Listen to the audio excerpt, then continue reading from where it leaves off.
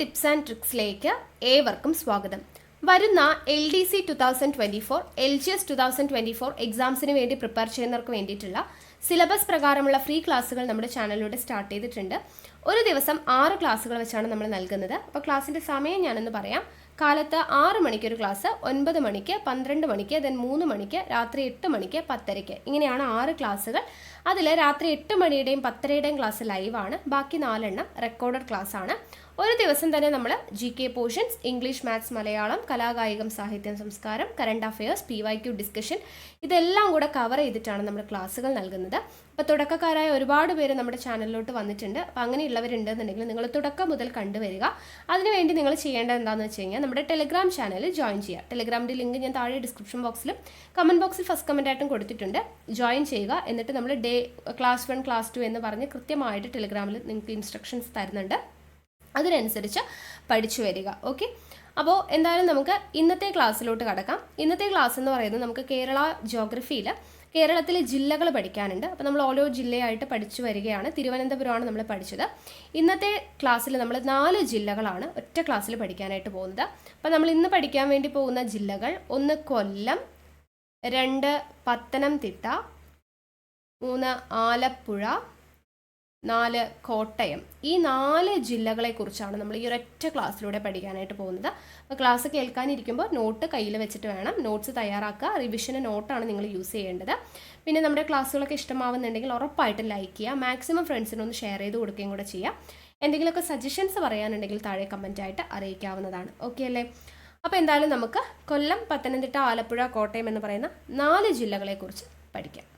ഏറ്റവും കുറച്ച് റെയിൽപാതയുള്ള ജില്ലയാണ് ഇത്? പത്തനംതിട്ട. ഏറ്റവും കുറച്ച് റെയിൽപാതയുള്ള ജില്ല. ജനസംഖ്യാ നിരക്ക് ഏറ്റവും കുറഞ്ഞ ജില്ല. ആരാധനാലയങ്ങളുടെ ജില്ല. കേരളത്തിലെ 13ാമത്തെ ജില്ല. ദക്ഷിണ കേരളത്തിലെ ഏറ്റവും ഒടുവിൽ രൂപം കൊണ്ട ജില്ല. കടൽത്തീരമില്ലാത്ത ജില്ലകളിൽ തെക്കേ അറ്റത്തേത്. കേരളത്തിൽ മുസ്ലിങ്ങൾ എണ്ണത്തിൽ ഏറ്റവും കുറവുള്ള ജില്ല. ഒന്നുകൂടെ പറയാം: ഏറ്റവും കുറച്ച് റെയിൽ പാതകളുള്ള ജില്ല. ജനസംഖ്യാ നിരക്ക് ഏറ്റവും കുറഞ്ഞ ജില്ല. ആരാധനാലയങ്ങളുടെ ജില്ല. കേരളത്തിലെ 13ാമത്തെ ജില്ല. ദക്ഷിണ കേരളത്തിലെ ഏറ്റവും ഒടുവിൽ രൂപം കൊണ്ട ജില്ല. കടൽ തീരമില്ലാത്ത ജില്ലകളിൽ തെക്കേയറ്റത്തേത്. കേരളത്തിൽ മുസ്ലിങ്ങളുടെ എണ്ണത്തിൽ ഏറ്റവും കുറവുള്ള ജില്ല. ഇനി ഇന്ത്യയിലെ ആദ്യത്തെ പോളിയോ വിമുക്ത ജില്ലയാണ് പത്തനംതിട്ട. ഇന്ത്യയിലെ ഏറ്റവും ആദ്യത്തെ പോളിയോ വിമുക്ത ജില്ല. ഇന്ത്യയിൽ സീറോ ജനസംഖ്യാ വർധനവിന് നിരക്ക് കൈവരിച്ച ആദ്യ ജില്ല പത്തനംതിട്ട. കേരളത്തിൽ നിന്ന് ആദ്യമായിട്ട് ഭാരത സർക്കാരിന്റെ ജോഗ്രഫിക്കൽ പേറ്റന്റ് ടാഗ് ലഭിച്ചത് ആറന്മുള കണ്ണാടിയാണ്. കേരളത്തിലെ ആദ്യത്തെ പഞ്ചസാര മില്ലാണ് നിരണത്തെ പമ്പ ഷുഗർ മില്ല് കേട്ടോ. നിരണത്തെ പമ്പ ഷുഗർ മില്ലാണ് ആദ്യത്തെ പഞ്ചസാര മില്ല്. സുപ്രീം കോടതിയിൽ ജഡ്ജിയായ ആദ്യത്തെ വനിത ആരാണ്? ഫാത്തിമ ബീവി ആണ്. പത്തനംതിട്ടക്കാരിയാണ്. ഗവർണർ സ്ഥാനത്തെത്തിയ ആദ്യത്തെ കേരളീയ വനിതയാണ് ഫാത്തിമ ബീവി. തമിഴ്നാട്ടിലെ ആദ്യത്തെ വനിതാ ഗവർണറും ഫാത്തിമ ബീവി ആണ് കേട്ടോ. അപ്പോൾ സുപ്രീം കോടതിയിൽ ജഡ്ജിയായ ആദ്യത്തെ വനിത ഫാത്തിമ ബീവി. ഗവർണർ സ്ഥാനത്തെത്തിയ ആദ്യത്തെ കേരളീയ വനിത ഫാത്തിമ ബീവി. തമിഴ്നാട്ടിലെ ആദ്യത്തെ വനിതാ ഗവർണർ ഫാത്തിമ ബീബി ആണ്. കേരളത്തിലെ ആദ്യത്തെ വനിതാ ഗവർണർ ആയിരുന്നത് ആരാണ്? ജ്യോതി വെങ്കടാചലം, ഒരു തമിഴ്നാട് സ്വദേശിയായിരുന്നു എന്നുള്ളത് ഓർത്തിരിക്കുക. ഗവർണർ സ്ഥാനത്തെത്തിയ ആദ്യത്തെ മുസ്ലിം വനിത ആരാണെന്ന് ചോദിച്ചു കഴിഞ്ഞാലും ഫാത്തിമ ബീവിയാണ്. കേരളത്തിലെ ആദ്യത്തെ സ്വകാര്യ ജലവൈദ്യുത പദ്ധതിയാണ് മണിയാർ. കേരള സർക്കാരിന്റെ JC ഡാനിയൽ അവാർഡ് നേടിയ ആദ്യ വനിത ആരാണ്? ആറന്മുള പൊന്നമ്മയാണ്. അപ്പോൾ പത്തനംതിട്ട ജില്ലയുമായിട്ട് റിലേറ്റ് ചെയ്തിട്ടുള്ള ആളുകളാണ് ഫാത്തിമ ബീവി, ആറന്മുള പൊന്നമ്മ. പേരുകളൊക്കെ ഓർത്തിരിക്കുക കേട്ടോ. ഓക്കെ, ഇനി ഒളിമ്പിക്സ് ഫുട്ബോൾ ടീമിൽ അംഗമായ ആദ്യ മലയാളി കായിക താരമാണ് തോമസ് മത്തായി വർഗീസ് കേട്ടോ. തിരുവല്ല പാപ്പൻ എന്ന് അറിയപ്പെടുന്നുണ്ട്. അടൂർ ഗോപാലകൃഷ്ണൻ സംവിധാനം ചെയ്ത ആദ്യത്തെ ചലച്ചിത്രമാണ് ഇത്? സ്വയംവരം, 1972. ഇമ്പോർട്ടൻ്റ് ആണ്. കേരളത്തിലെ ആദ്യത്തെ സിനിമാ നിർമ്മാണ സഹകരണ സംഘമായ ചിത്രലേഖ രൂപവൽക്കരിക്കാൻ മുൻകൈയെടുത്തത് ആരാണ്? അടൂർ ഗോപാലകൃഷ്ണനാണ്. ദാദാ സാഹിബ് ഫാൽക്കെ അവാർഡ് നേടിയ ആദ്യ മലയാളി ആരാ? അടൂർ ഗോപാലകൃഷ്ണൻ. 2004 അദ്ദേഹത്തിന് ദാദാ സാഹിബ് ഫാൽക്കെ അവാർഡ് ലഭിക്കുന്നത്. ഇന്ത്യയിൽ ആദ്യമായിട്ട് ISO സർട്ടിഫിക്കേഷൻ ലഭിച്ച പ്രാഥമിക ആരോഗ്യ കേന്ദ്രമാണ് ഇരവിപേരൂർ പഞ്ചായത്തിലെ ഓത്തറ. ഇന്ത്യയിൽ ആദ്യമായിട്ട് ജനങ്ങൾക്ക് സൗജന്യമായി വൈഫൈ ലഭ്യമാക്കിയ പഞ്ചായത്താണ് ഇരവിപേരൂർ. കേരള സർക്കാരിന്റെ ആദ്യത്തെ ജൈവ വൈവിധ്യ പുരസ്കാരം നേടിയ ഗ്രാമപഞ്ചായത്താണ് ഇത്? ഇരവിപേരൂർ. പ്രധാനമന്ത്രിയുടെ പൊതുഭരണ അവാർഡ് ഇന്ത്യയിൽ ആദ്യമായി നേടിയ ഗ്രാമപഞ്ചായത്താണ് ഇരവിപേരൂർ. ഇന്ത്യയിൽ ആദ്യമായിട്ട് ടെലിമെഡിസിൻ സെന്റർ നിലവിൽ വന്ന ടേബിൾ ടൗൺ ശബരിമലയാണ് എന്നുള്ളത് ഓർത്തിരിക്കുക കേട്ടോ. ഇന്ത്യയിൽ ആദ്യമായിട്ട് ടെലിമെഡിസിൻ നിലവിൽ വന്നിട്ടുള്ള ടെമ്പിൾ ടൗൺ ഏതാണ്? ശബരിമല. തിരുവിതാംകൂറിലെ ആദ്യത്തെ റിസർവ് വനമായി കോന്നി പ്രഖ്യാപിക്കപ്പെട്ടത് 1888 കേട്ടോ. തിരുവിതാംകൂറിലെ ആദ്യത്തെ റിസർവ് വനമായിട്ട് കോന്നി പ്രഖ്യാപിക്കപ്പെട്ടത് 1888 കേരളത്തിലെ ആദ്യത്തെ സമ്പൂർണ്ണ യോഗ ഗ്രാമം എന്നറിയപ്പെടുന്നത് കുന്നന്താനമാണ്. കുന്നന്താനം. ഏറ്റവും കൂടുതൽ സീസണൽ വരുമാനമുള്ള ക്ഷേത്രം ഏതാണ്? ശബരിമലയാണ്. ഏറ്റവും കൂടുതൽ സീസണൽ വരുമാനമുള്ളത്, ഏറ്റവും കൂടുതൽ വരുമാനമുള്ളത് ചോദിച്ചെങ്കിൽ തിരുപ്പതിയാണ്. ഏറ്റവും കൂടുതൽ സീസണൽ വരുമാനമുള്ള ക്ഷേത്രം ചോദിച്ചെങ്കിൽ അത് ശബരിമലയാണ്. തിരുവിതാംകൂർ ദേവസ്വം ബോർഡിന് ഏറ്റവും കൂടുതൽ വരുമാനമുള്ള ക്ഷേത്രം ശബരിമലയാണ്. അപ്പോൾ പത്തനംതിട്ടയുമായി ബന്ധപ്പെട്ട ക്ഷേത്രങ്ങളുടെ കാര്യമാണ് പറയുന്നത്. തിരുവിതാംകൂർ ദേവസ്വം ബോർഡിന് ഏറ്റവും കൂടുതൽ വരുമാനമുള്ള ക്ഷേത്രം ശബരിമലയാണ്. ഒരു പ്രത്യേക കാലഘട്ടത്തിൽ ഏറ്റവും കൂടുതൽ സന്ദർശകർ എത്തുന്നതും എവിടെയാണ്? ശബരിമലയിലാണ്. ആന്ധ്രാപ്രദേശിലെ തിരുപ്പതി കഴിഞ്ഞാൽ ഏറ്റവും കൂടുതൽ സന്ദർശകർ എത്തുന്ന ദക്ഷിണേന്ത്യൻ ക്ഷേത്രം എന്ന് പറയുന്നത് ശബരിമല ശാസ്താക്ഷേത്രമാണ്. അപ്പോൾ ആന്ധ്രാപ്രദേശിലെ തിരുപ്പതിയാണ് ഏറ്റവും കൂടുതൽ സന്ദർശകർ എത്തുന്നത്. ദക്ഷിണേന്ത്യയിലെ രണ്ടാമത്തെ ക്ഷേത്രമാണ് ശബരിമല എന്ന് പറയുന്നത്.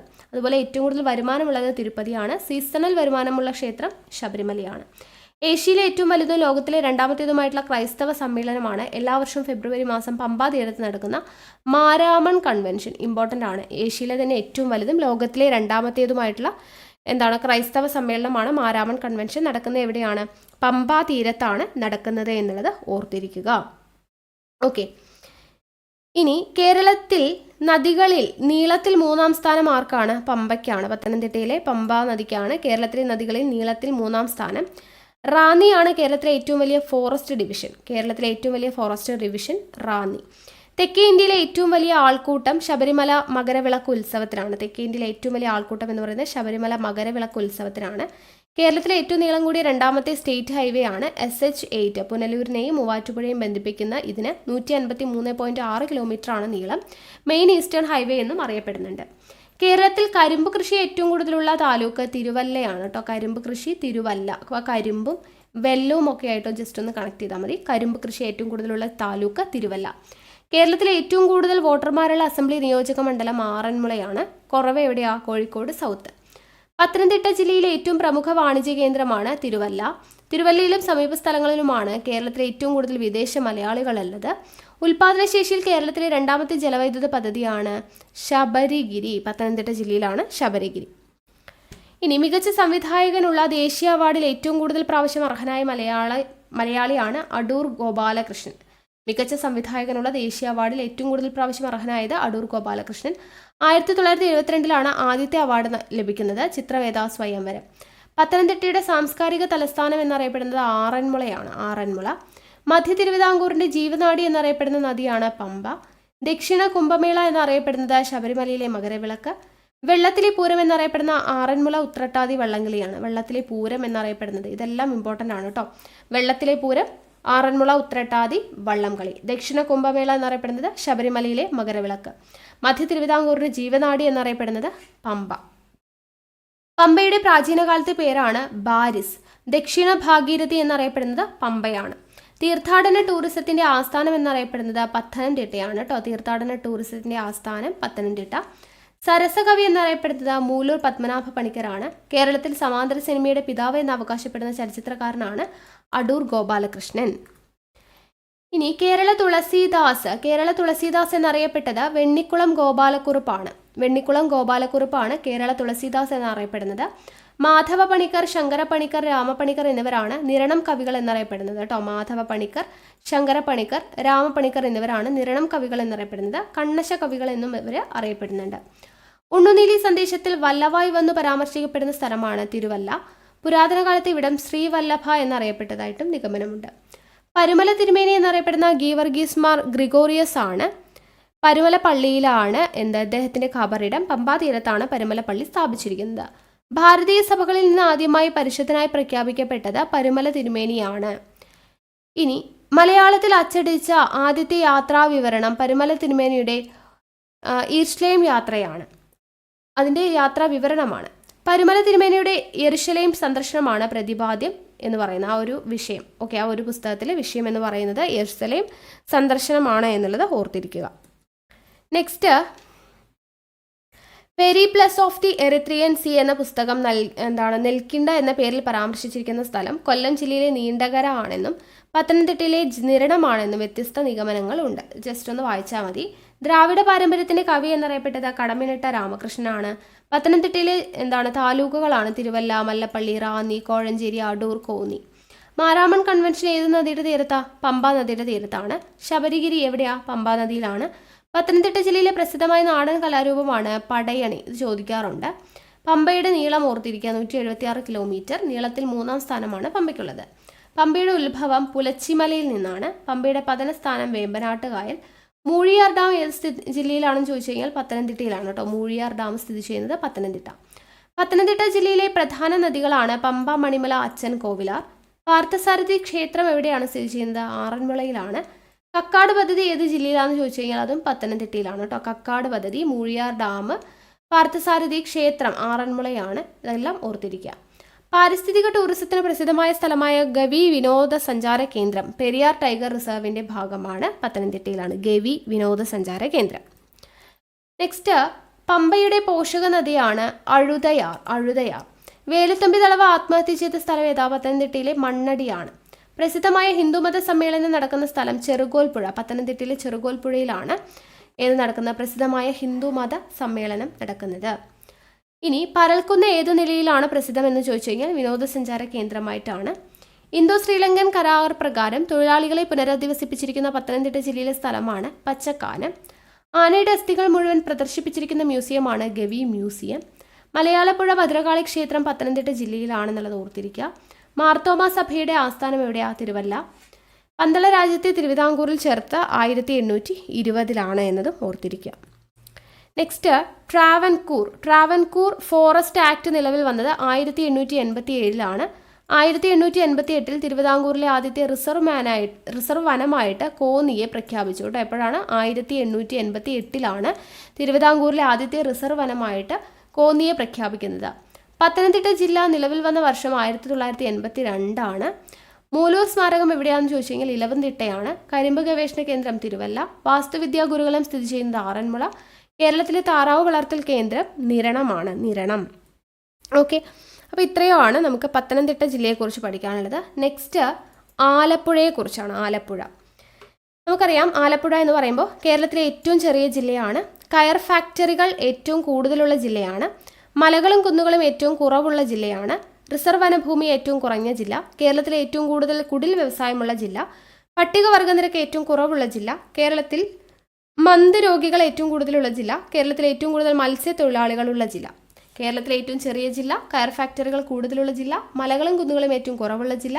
റിസർവ് വനഭൂമി ഏറ്റവും കുറഞ്ഞ ജില്ല. കേരളത്തിലെ ഏറ്റവും കൂടുതൽ കുടിൽ വ്യവസായമുള്ള ജില്ല. പട്ടികവർഗ നിരക്ക് ഏറ്റവും കുറവുള്ള ജില്ല.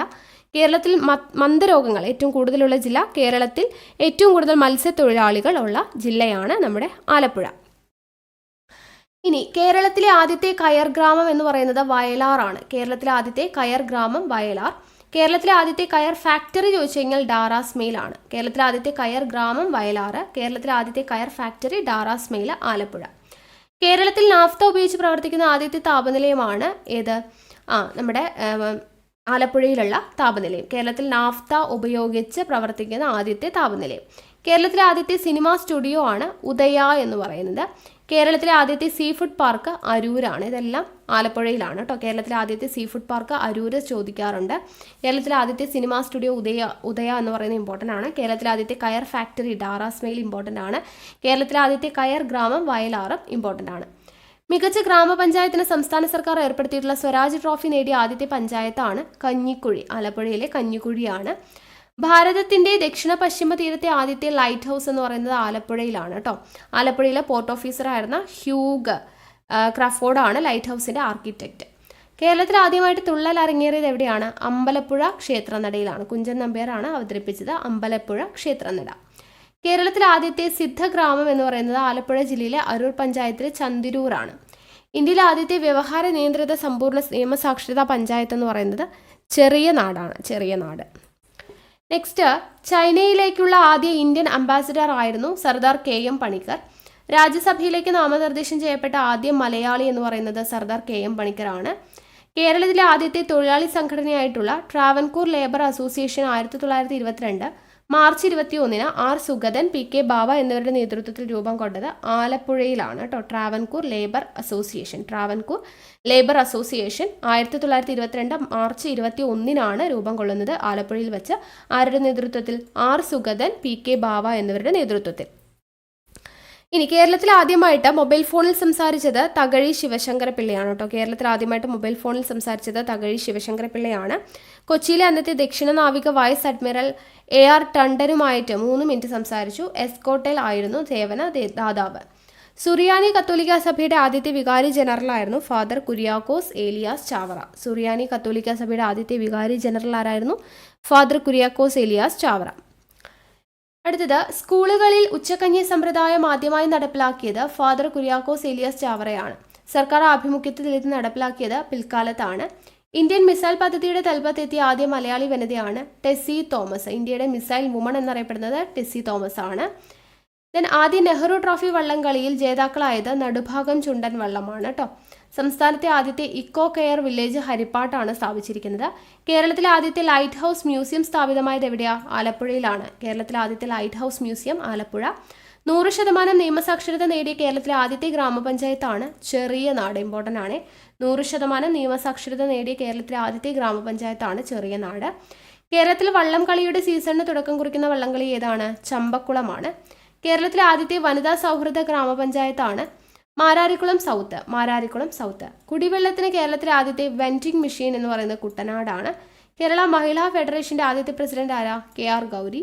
കേരള മഹിളാ ഫെഡറേഷന്റെ ആദ്യത്തെ സെക്രട്ടറി ആരാന്ന് ചോദിച്ചെങ്കിൽ സുശീല ഗോപാലനാണ് കേട്ടോ.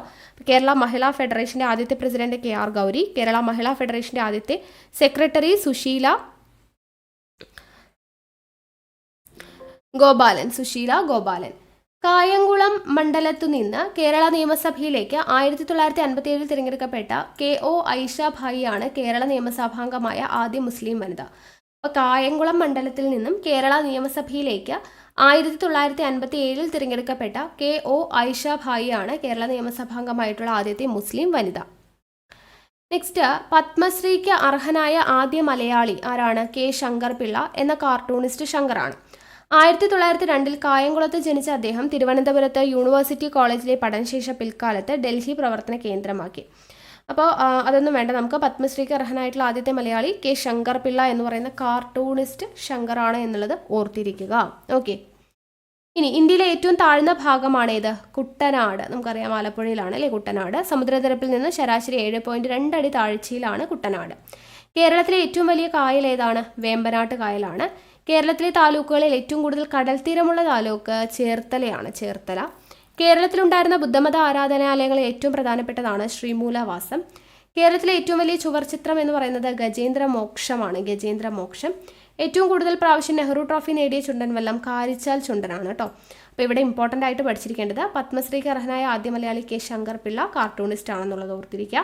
ഇന്ത്യയിലെ ഏറ്റവും താഴ്ന്ന പ്രദേശം കുട്ടനാട്. കേരളത്തിലെ ഏറ്റവും വലിയ കായൽ വേമ്പനാട് കായൽ. കേരളത്തിലെ താലൂക്കുകളിൽ ഏറ്റവും കൂടുതൽ കടൽ തീരമുള്ളത് ചേർത്തല താലൂക്ക്. കേരളത്തിലെ ഏറ്റവും വലിയ ചുവർ ചിത്രം ഗജേന്ദ്രമോക്ഷം. ഏറ്റവും കൂടുതൽ പ്രാവശ്യം നെഹ്റു ട്രോഫി നേടിയ ചുണ്ടൻ വള്ളം കരിച്ചാൽ ചുണ്ടൻ. നെക്സ്റ്റ്, കേരളത്തിൽ ഏറ്റവും പ്രശസ്തമായ ജലമേളയാണ് നെഹ്റു ട്രോഫി. ലോക മാർക്കറ്റിൽ ഏറ്റവും പ്രിയമുള്ള മഞ്ഞൾ ഏതാണ്? ആലപ്പി മഞ്ഞൾ. കേരളത്തിൽ ഉന്നതതട മേഖല തീരെയില്ലാത്ത ജില്ല ആലപ്പുഴ. കമ്മ്യൂണിസ്റ്റ് പാർട്ടി കേരളത്തിൽ നടത്തിയ ഏറ്റവും വലിയ പ്രക്ഷോഭമാണ് പുന്നപ്ര വയലാർ 1946. തിരുവിതാംകൂർ ദേവസ്വം ബോർഡിന്റെ കണക്കുപ്രകാരം ശബരിമല കഴിഞ്ഞാൽ ഏറ്റവും കൂടുതൽ വരുമാനമുള്ള ക്ഷേത്രം ചെട്ടിക്കുളങ്ങര ശ്രീ ഭഗവതി ക്ഷേത്രമാണ് ആലപ്പുഴ ജില്ലയിലെ. കേരളത്തിലെ ഏറ്റവും വലിയ റാംസർ സൈറ്റ് വേമ്പനാട്ട് തടാകമാണ്. കേരളത്തിലെ ഏറ്റവും നീളം കൂടിയ തടാകം വേമ്പനാട്ട് കായലാണ്. കേരളത്തിൽ കമ്മ്യൂണിസ്റ്റ് പാർട്ടിയുടെ ഈറ്റിലം എന്നറിയപ്പെടുന്നത് ആലപ്പുഴയാണ്. കുട്ടനാടിന്റെ കഥാകാരൻ എന്നറിയപ്പെടുന്നത് തകഴി ശിവശങ്കരപിള്ള. ഇത് ഓരോ പോയിന്റും ഇമ്പോർട്ടൻ്റ് ആണ് കേട്ടോ. കേരളത്തിലെ ഏറ്റവും പ്രശസ്തമായ ജലമേള നെഹ്റു ട്രോഫി. ലോക മാർക്കറ്റിൽ ഏറ്റവും പ്രിയമുള്ള മഞ്ഞൾ ആലപ്പി മഞ്ഞൾ. കേരളത്തിലെ ഉന്നതതല മേഖല തീരെയില്ലാത്ത ജില്ലയാണ് ആലപ്പുഴ.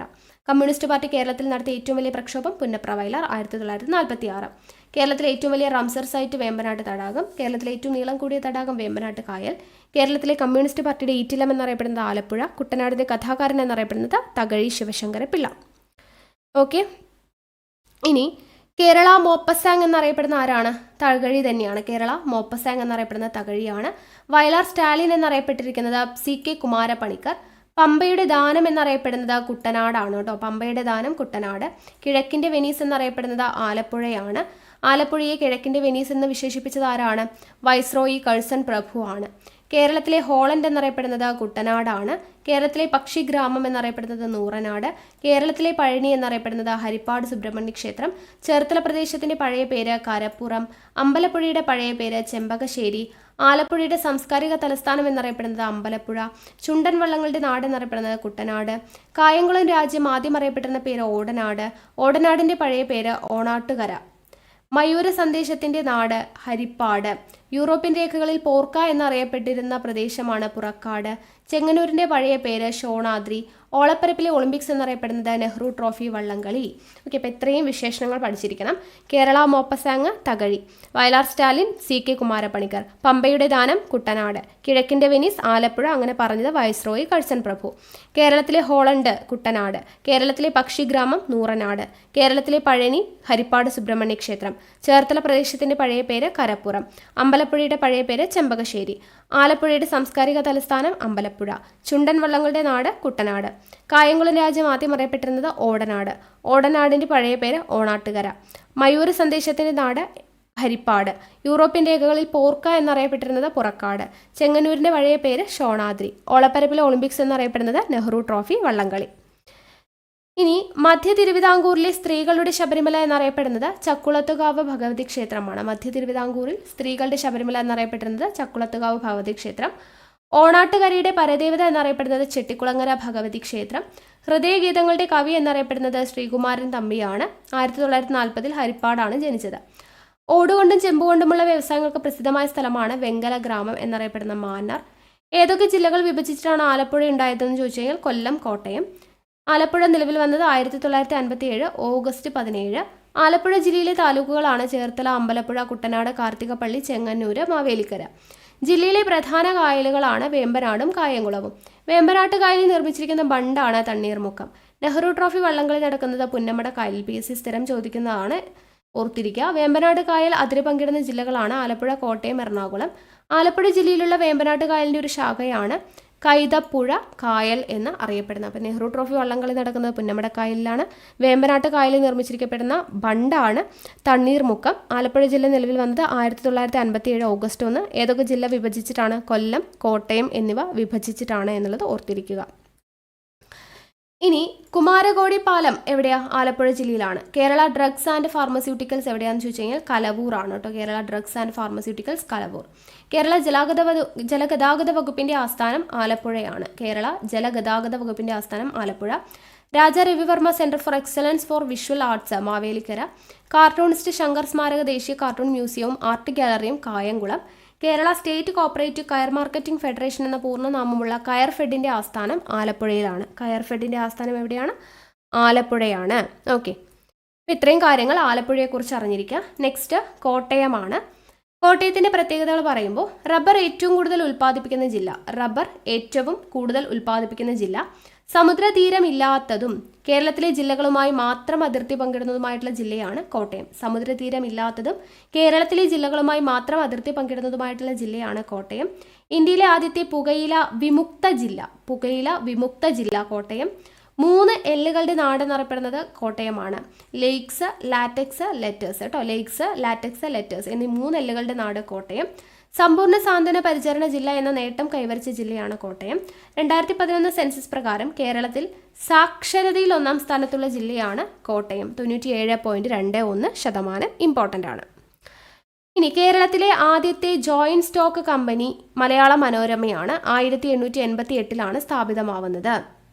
കേരളത്തിലെ ആദ്യത്തെ joint stock company Malayala Manorama 1888 സ്ഥാപിതമാവുന്നു. Manorama പത്രം ആരംഭിച്ചത് ചോദിച്ചു കഴിഞ്ഞാൽ 1890. അയിത്തത്തിനെതിരെ ഇന്ത്യയിൽ നടന്ന ആദ്യത്തെ സംഘടിത സമരമാണ് വൈക്കം സത്യാഗ്രഹം 1924-25. കേരളത്തിലെ ആദ്യത്തെ റബ്ബറൈസ്ഡ് റോഡ് എന്ന് പറയുന്നത് കോട്ടയം ടു കുമളിയാണ്. കേരളത്തിലെ ആദ്യത്തെ റബ്ബറൈസ്ഡ് റോഡാണ് കോട്ടയം ടു കുമളി. കേരളത്തിൽ മലയാളം അച്ചടിക്കുന്ന ആദ്യത്തെ പ്രസ് കോട്ടയത്ത് സ്ഥാപിച്ചത് ആരാണ്? ബെഞ്ചമിൻ ബെയ്ലിയാണ്. കേരളത്തിൽ മലയാളം അച്ചടിക്കുന്ന ആദ്യത്തെ പ്രസ് കോട്ടയത്ത് സ്ഥാപിച്ചത് ബെഞ്ചമിൻ ബെയ്ലി. സമ്പൂർണ്ണ സാക്ഷരത നേടിയ ഇന്ത്യയിലെ ആദ്യത്തെ പട്ടണം കോട്ടയമാണ്. സമ്പൂർണ്ണ സാക്ഷരത നേടിയ ഇന്ത്യയിലെ ആദ്യത്തെ പട്ടണമാണ് കോട്ടയം. മലയാളത്തിലെ ആദ്യത്തെ യാത്രാ വിവരണ ഗ്രന്ഥം രചിച്ചത് പാറേമൈക്കൽ തോമക്കത്തനാറാണ്. മലയാളത്തിൽ ആദ്യമായിട്ട് ബൈബിൾ പ്രസിദ്ധീകരിച്ചത് എവിടെയാണ്? കോട്ടയത്താണ്. ഇന്ത്യയിലെ ആദ്യത്തെ ഉൾനാടൻ തുറമുഖമാണ് നാട്ടകം. ഇന്ത്യയിലെ ആദ്യത്തെ ഉൾനാടൻ തുറമുഖം നാട്ടകം. മലയാളികളാൽ എന്താണ് പ്രസിദ്ധീകരിക്കപ്പെട്ട ആദ്യത്തെ മലയാള പത്രമാണ് ജ്ഞാനനിക്ഷേപം. മലയാളികളാൽ പ്രസിദ്ധീകരിക്കപ്പെട്ട ആദ്യത്തെ മലയാള പത്രമാണ് ജ്ഞാനനിക്ഷേപം. ആർച്ച് ഡീക്കൻ കോശിയും റവറന്റ് ജോർജ് മാത്തനുമാണ് ഇതിന് പിന്നിൽ പ്രവർത്തിച്ചത്. ലോഹങ്ങൾ ഉപയോഗിച്ച് അച്ചടിച്ച ആദ്യത്തെ മലയാള പത്രവും വിഷയവിവരങ്ങൾ നൽകിയ ആദ്യത്തെ മലയാള പത്രവുമാണ് ജ്ഞാനനിക്ഷേപം. ഒരു വ്യക്തിയുടെ പേരിൽ അറിയപ്പെട്ട കേരളത്തിലെ ആദ്യത്തെ സർവകലാശാലയാണ് മഹാത്മാഗാന്ധി സർവകലാശാല. ആദ്യത്തെ പേരെന്തായിരുന്നു? ഗാന്ധിജി സർവകലാശാല എന്നായിരുന്നു. ഇന്ത്യയിലെ ആദ്യത്തെ തണ്ണീർത്തട ഗവേഷണ കേന്ദ്രം സ്ഥാപിക്കപ്പെട്ടത് എവിടെയാ? കോട്ടയത്താണ്. കോട്ടയം CMS ഹൈസ്കൂളിലാണ് ആദ്യമായിട്ട് സ്കൗട്ട് പ്രസ്ഥാനം ആരംഭിച്ചത്. വൈസ് ചാൻസലർ പദവിയിലെത്തിയ ആദ്യത്തെ മലയാളി വനിത എന്ന് പറയുന്നത് ഡോക്ടർ ജാൻസി ജെയിംസ് ആണ്. മിസ് ഇന്ത്യ പട്ടം നേടിയ ആദ്യ മലയാളി പാർവതി ഓമനക്കുട്ടൻ. ഇമ്പോർട്ടൻ്റ് ആണ്. 2008 മിസ് ഇന്ത്യ പട്ടം നേടിയ ആദ്യത്തെ മലയാളിയാണ് പാർവതി ഓമനക്കുട്ടൻ. ചുമർചിത്ര നഗരമായി പ്രഖ്യാപിക്കപ്പെട്ട കേരളത്തിലെ ആദ്യത്തെ നഗരമാണ് കോട്ടയം. കേന്ദ്ര സാഹിത്യ അക്കാദമിയുടെ ഫെലോഷിപ്പ് നേടിയ ആദ്യ മലയാളിയാണ് വൈക്കം മുഹമ്മദ് ബഷീർ. ഇമ്പോർട്ടൻ്റ് ആണ്. കേന്ദ്ര സാഹിത്യ അക്കാദമിയുടെ ഫെലോഷിപ്പ് നേടിയ ആദ്യത്തെ മലയാളിയാണ് വൈക്കം മുഹമ്മദ് ബഷീർ. പാലാ നാരായണൻ നായർക്കാണ് ആദ്യത്തെ വള്ളത്തോൾ പുരസ്കാരം ലഭിച്ചത്. കേരളം വളരുന്നു എന്ന് പറയുന്ന കൃതി രചിച്ചതാണ് അദ്ദേഹം ഈ ഒരു അവാർഡ് ലഭിക്കുന്നത്. പാലാ നാരായണൻ നായർക്കാണ് ആദ്യത്തെ വള്ളത്തോൾ പുരസ്കാരം ലഭിച്ചത് കേരളം വളരുന്നു എന്ന് പറയുന്ന കൃതിക്ക് വേണ്ടിയിട്ട്. നെക്സ്റ്റ്, വിശുദ്ധനായി പ്രഖ്യാപിക്കപ്പെട്ട ആദ്യ ഇന്ത്യൻ വനിതയാണ് അൽഫോൻസാമ. കേരള പോലീസിന്റെ ആദ്യത്തെ സെൻട്രലൈസ്ഡ് ലോക്കപ്പ് സ്ഥാപിച്ചത് എവിടെയാ? കോട്ടയത്താണ്. മാന്നാനം സെന്റ് ജോസഫ് പ്രസിൽ നിന്ന് അച്ചടിച്ച ആദ്യത്തെ പുസ്തകമാണ് ജ്ഞാനപീയൂഷം. ഇമ്പോർട്ടൻറ്റ്. മലയാളത്തിലെ ഏറ്റവും പഴക്കമുള്ള പത്രമായ ദീപിക പ്രസിദ്ധീകരണം ആരംഭിച്ചത് മാന്നാനം സെന്റ് ജോസഫ് പ്രസിൽ നിന്നാണ്. അതും ഇമ്പോർട്ടൻ്റ് ആണ്. മലയാളം അച്ചടിയും ലിപി വിന്യാസത്തെയും മാറ്റിമറിച്ച ചന്ദ്രക്കല ചിഹ്നം ആദ്യമായി ഉപയോഗിച്ചത് കണ്ടത്തിൽ വർഗീസ് മാപ്പിളയാണ്. അതും ഇമ്പോർട്ടൻ്റ് ആണ് കേട്ടോ. ചന്ദ്രക്കല ചിഹ്നം ആദ്യമായിട്ട് ഉപയോഗിച്ചത് കണ്ടത്തിൽ വർഗീസ് മാപ്പിള. ഇന്ത്യയിലെ കത്തോലിക്ക സഭയുടെ പ്രഥമ രാജ്യാന്തര തീർത്ഥാടന കേന്ദ്രമാണ് മലയാറ്റൂർ. കേരള നിയമസഭയിൽ അംഗമായ ആദ്യത്തെ IAS ഉദ്യോഗസ്ഥനാണ് അൽഫോൺസ് കണ്ണന്താനം. മസൂറിയിലെ നാഷണൽ അക്കാദമി ഓഫ് അഡ്മിനിസ്ട്രേഷൻ ഏർപ്പെടുത്തിയിട്ടുള്ള ആദ്യത്തെ ദേശീയ ഫെലോഷിപ്പിന് അർഹനായ കേരള കേഡർ IAS ഉദ്യോഗസ്ഥനാണ് CV ആനന്ദബോസ്.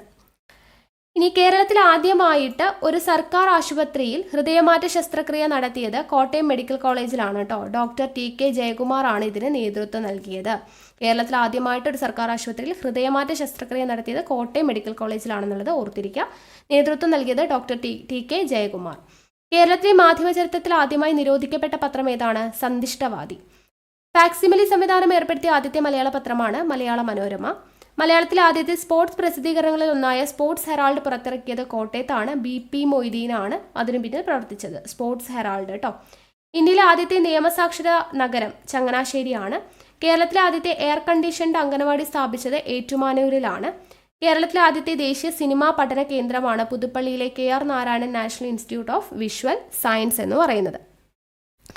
ഇനി കേരളത്തിലെ ആദ്യത്തെ ആകാശ നടപ്പാത നിർമ്മിക്കുന്നത് കോട്ടയം ഷീമാട്ടി ജംഗ്ഷനിലാണ്. STD സംവിധാനത്തിലൂടെ സംസ്ഥാന തലസ്ഥാനവുമായി ബന്ധിപ്പിക്കപ്പെട്ട ആദ്യത്തെ ജില്ലാ ആസ്ഥാനമാണ് കോട്ടയം.